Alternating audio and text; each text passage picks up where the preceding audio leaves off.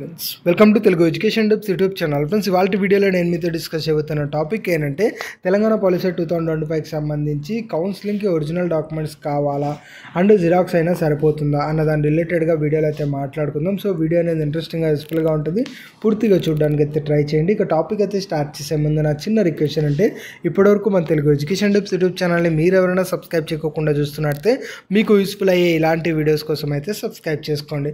Friends ఇక టాపిక్లోకి వచ్చేసినట్టయితే మెయిన్గా కౌన్సిలింగ్కి ఒరిజినల్ డాక్యుమెంట్స్ కావాలా అంటే డెఫినెట్గా ఒరిజినల్ డాక్యుమెంట్స్ అనేది కావాల్సి ఉంటుంది. ఎందుకంటే జిరాక్సెస్ వచ్చేటప్పటికి మేబీ మనం యొక్క ఏదైతే ఎడిటింగ్ చేసి కూడా మనం జిరాక్సెస్ ప్రొవైడ్ చేయొచ్చు. కాబట్టి ఖచ్చితంగా మనకి కౌన్సిలింగ్లో ఒరిజినల్ డాక్యుమెంట్స్ అయితే అడుగుతారు, ఇందులో ఎలాంటి డౌట్ కూడా లేదు. సో మీ దగ్గర ఏమైనా డాక్యుమెంట్స్ లేకపోయినట్టయితే డెఫినెట్గా ఒరిజినల్ డాక్యుమెంట్స్ అయితే తెచ్చుకోండి. ఒరిజినల్ డాక్యుమెంట్సే మీరు కౌన్సిలింగ్కి తీసుకెళ్లాల్సి ఉంటుంది.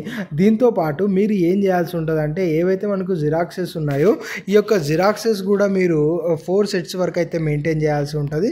అంటే ఒరిజినల్ డాక్యుమెంట్ ఒక సెట్, దాంతోపాటు జిరాక్సెస్ ఏవైతే ఉన్నాయో అవి 3 to 4 సెట్స్ అనేవి మీరు మెయింటైన్ చేయాల్సి ఉంటుంది.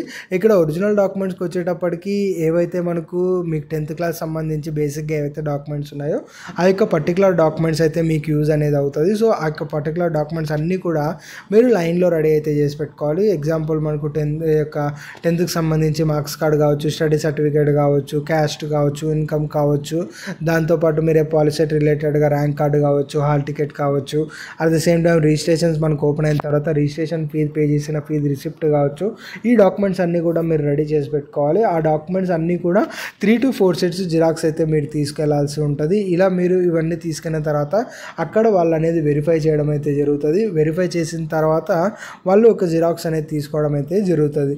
సో ఓవరాల్గా మీకు ఒరిజినల్ డాక్యుమెంట్స్ అనేవి ఖచ్చితంగా కావాలి. ఒరిజినల్ డాక్యుమెంట్స్ లేకపోతే మాత్రం ఎట్టి పరిస్థితుల్లోనూ కౌన్సిలింగ్ అనేది సక్సెస్ఫుల్గా కంప్లీట్ అవ్వదు.